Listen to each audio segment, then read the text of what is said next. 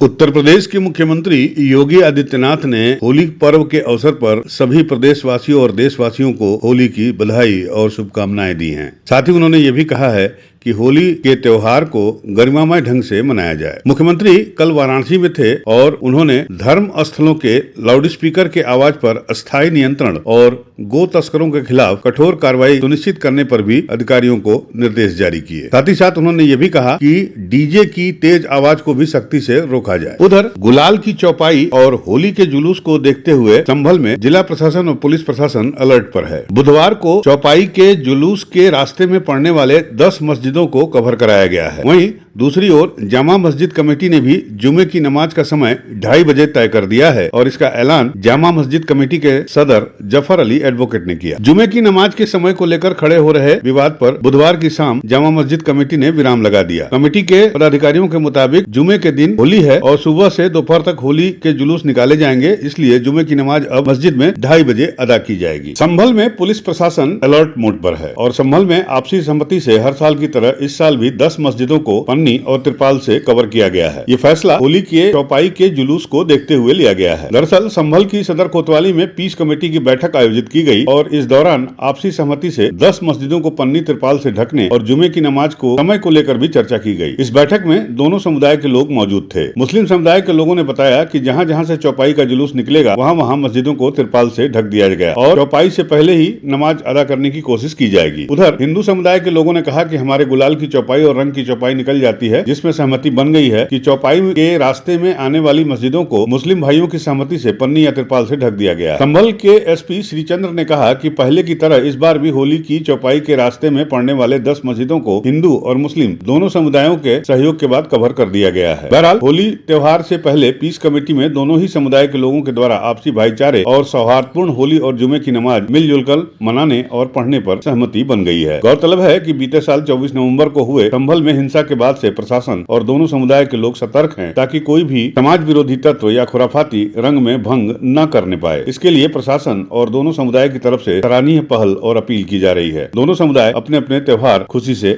मना सकें। आपको बता दें कि संभल ही नहीं बल्कि पूरे पश्चिमी उत्तर प्रदेश में होली पर मस्जिदों को ढका जाता है। होली पर शांति व्यवस्था कायम रखने के लिए इसी मकसद से संभल में बुधवार को जामा मस्जिद के पिछले हिस्से को तिरपाल से ढकवा दिया गया और शहर के 10 अन्य मस्जिदों को भी गुरुवार तक यानी आज ढक दिया जाएगा। यूपी न्यूज़ 9 के लिए संभल से सतीश सिंह की रिपोर्ट।